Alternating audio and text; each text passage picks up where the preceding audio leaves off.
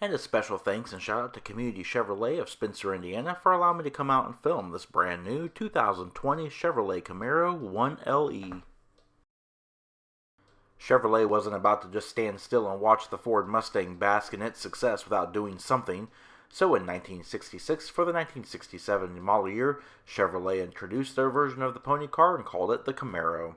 While the Camaro is now in its 6th generation, as is the Mustang, the Camaro saw 4 distinct generation styling designs before its discontinuation in 2002. It would be another 8 years before we'd see a new Camaro, and for the first time, due to the discontinuation of the brand, a Firebird counterpart would not follow suit. 2006 teases with the concept Camaro, however production models wouldn't hit showrooms until 2009 for the 2010 model year.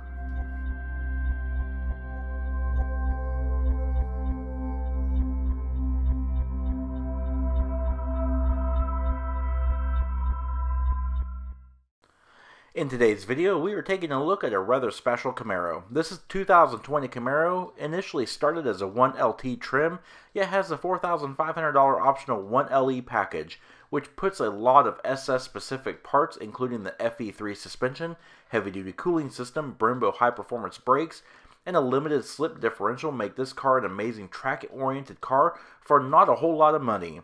And to add to that, the striking $395 shock paint with the flat black hood is sure to turn heads.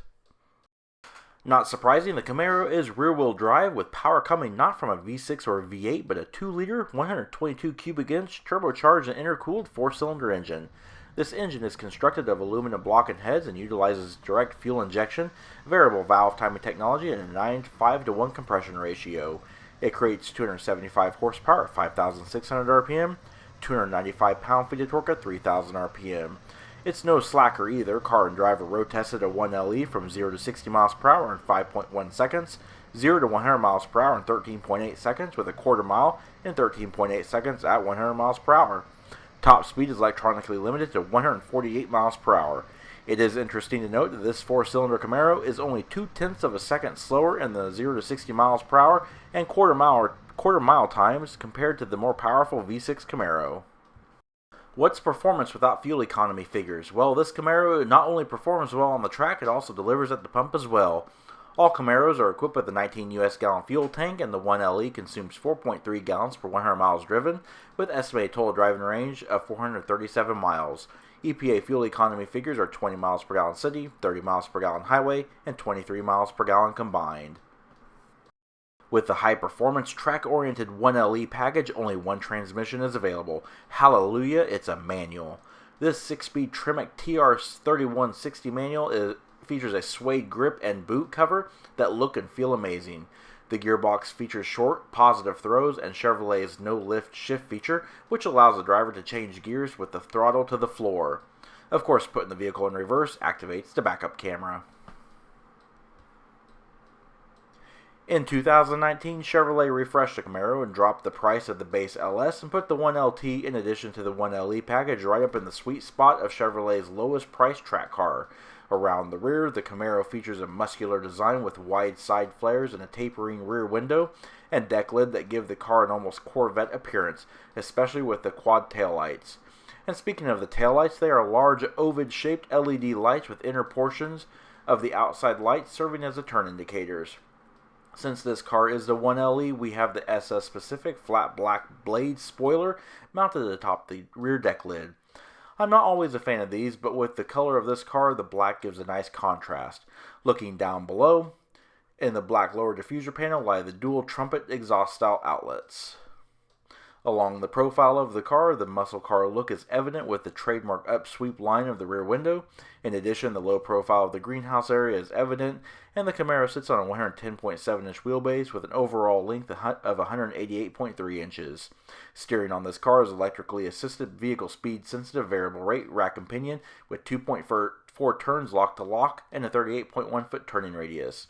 Wheels are standard size 20-inch split 5-spoke black painted aluminum wheels with 245 40R20 Goodyear Eagle F1 tires up front and 275 35R20 tires in the rear.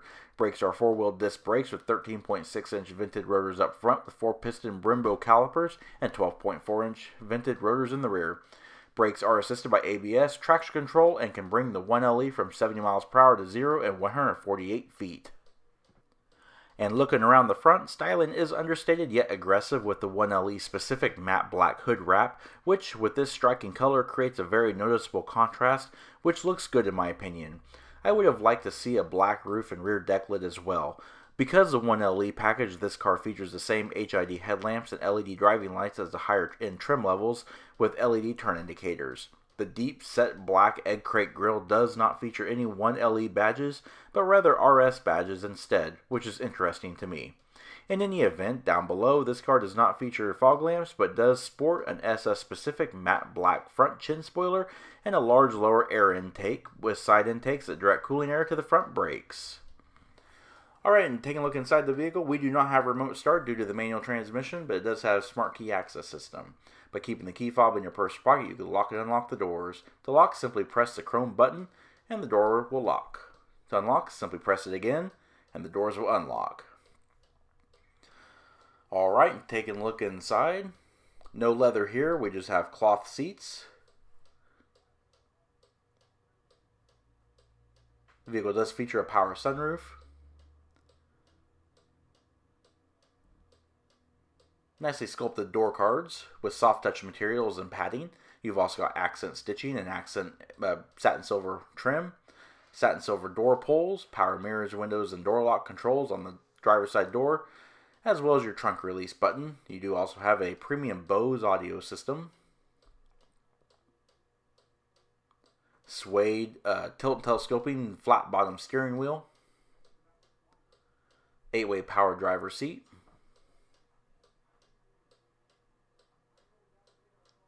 and the seats are pretty comfortable and pretty supportive. They do feature not very aggressive bolstering, but the bolsters would hold you in place during hard cornering.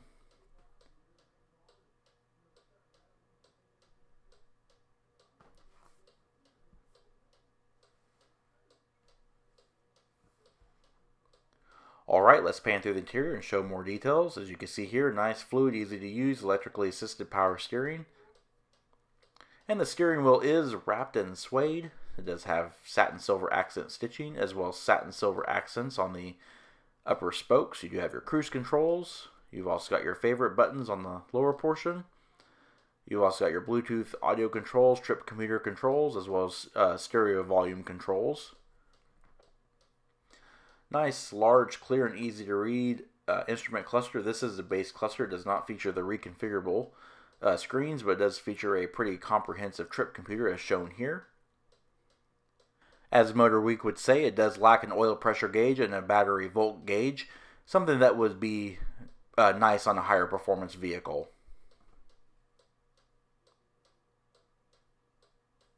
Alright, we're going to paint over the top of the dash. The tall hooded binnacle for the gauge cluster does rise pretty high up over the window when the driver's line of sight.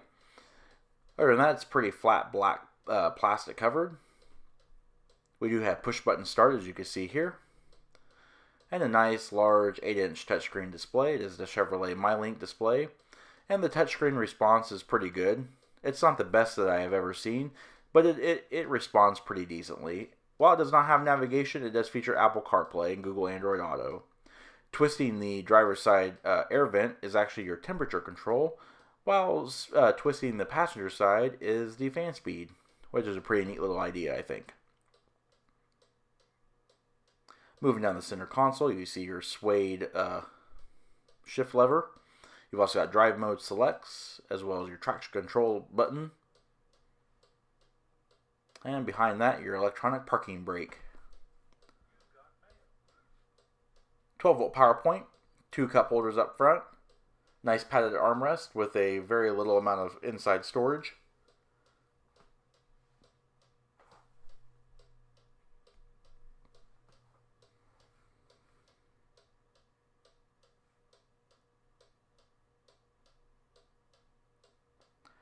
Nice frameless manually dimming rear view mirror. You've also got your overhead OnStar controls, LED overhead lights. You've also got your sunroof control, passenger airbag indicator, and small sun visors with non-illuminated vanity mirrors. The sun visors do swing out, and they slide out on extension rods.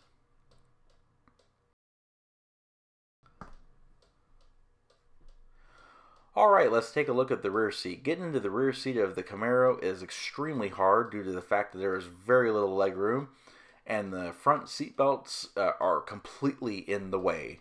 So getting in, you have to wrestle to get in, but you do have a little small storage compartment. There are no cup holders back here. There's also no armrest. The rear windows are very small. You have very large A, B, and C pillars, which reduce your outward visibility. And the rear seats do not feature a 50-50 split fold, but a single folding back seat.